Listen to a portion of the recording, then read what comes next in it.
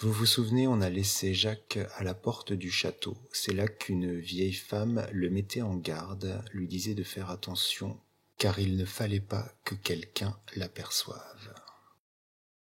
« Qui ça ?» demanda Jacques alors qu'il traversait les couloirs poussiéreux du château en direction de la cuisine.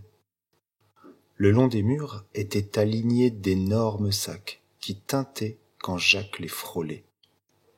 « Mais le géant, bien sûr !» répondit la vieille femme. « S'il t'attrape, tu peux être sûr qu'il te mangera.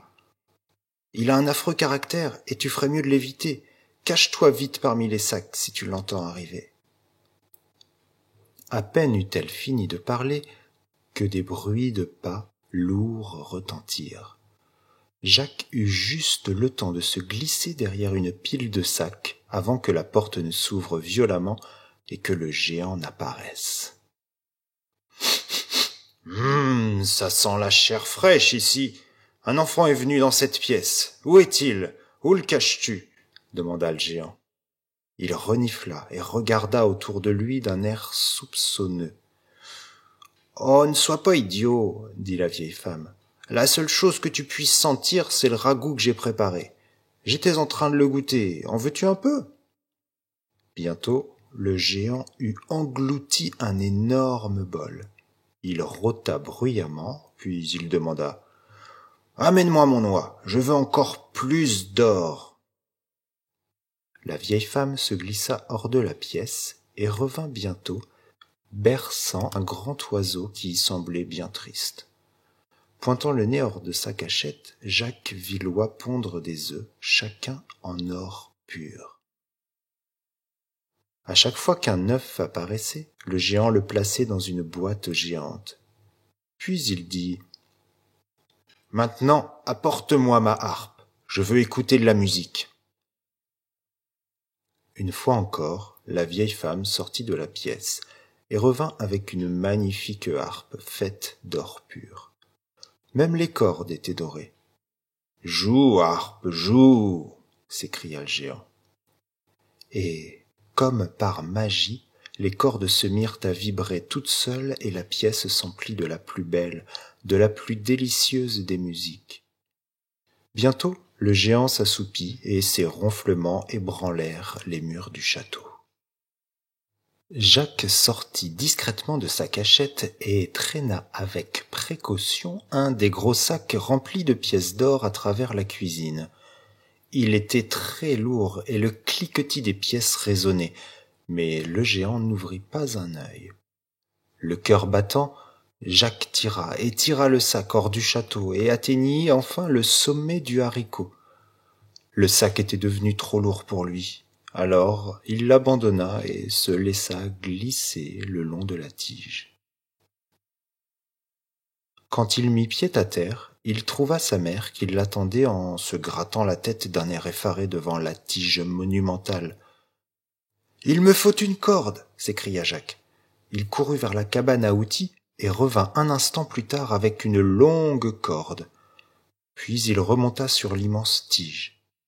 Arrivé au sommet du haricot, Jacques attacha un bout de la corde à la tige et l'autre au sac plein d'or. Puis il le fit glisser. Quand il sentit que la corde était lâche, il sut que le sac avait atteint le sol et que sa mère l'avait détaché. Jacques retourna dans la cuisine du château pour y chercher un second sac.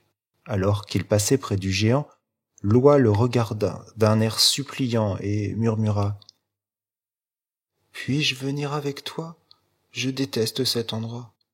Tu n'auras même pas besoin d'emporter ce sac, je pondrai autant d'œufs que tu voudras. » Alors Jacques la prit dans ses bras et s'enfuit de la cuisine. Dans le couloir, il rencontra la vieille femme. « Puis-je venir avec toi aussi ?» demanda-t-elle. « Bien sûr, » répondit Jacques. « Tiens, prends-le pendant que je vais chercher la harpe. » Mais au moment où Jacques s'empara de la harpe, elle se mit à crier. « Que se passe-t-il? Qui es-tu? Au secours! Au secours !» Le géant se réveilla en sursaut et s'élança à la poursuite de Jacques. Jacques courait de plus en plus vite, mais le géant était de plus en plus près. Lorsqu'il arriva au sommet du haricot, Jacques sentit la main du géant effleurer sa tête. « Vite !» s'écria Jacques. La vieille femme commença à glisser le long de la tige, en portant l'oie, et Jacques les suivit avec la harpe. Ils pouvaient entendre le géant crier et jurer derrière eux. La tige se balançait en penchant vigoureusement, d'abord à gauche, puis à droite, mais la vieille femme et Jacques atteignirent le sol sains et saufs. Alors, Jacques saisit la corde. Il la tira et la tira encore, jusqu'à ce qu'il pût voir le géant qui le regardait fixement, cramponné de toutes ses forces à la tige. Puis, Jacques lâcha la corde. La tige expulsa le géant comme une énorme catapulte. Incapable de s'agripper plus longtemps, le géant s'envola. Il fut projeté loin dans l'espace, et l'on n'entendit plus jamais parler de lui. D'après ce que j'en sais, il y est encore. La vieille femme rentra à la ferme pour préparer le thé. La mère posa la harpe en or sur le buffet de la cuisine, et Jacques fabriqua un abri pour l'oie magique. Il mit le sac d'or dans la cave, se servant chaque fois qu'il avait besoin d'acheter quelque chose. Lors de ma dernière visite, la harpe a joué la gigue et le quadrille écossais, et nous avons tous dansé joyeusement.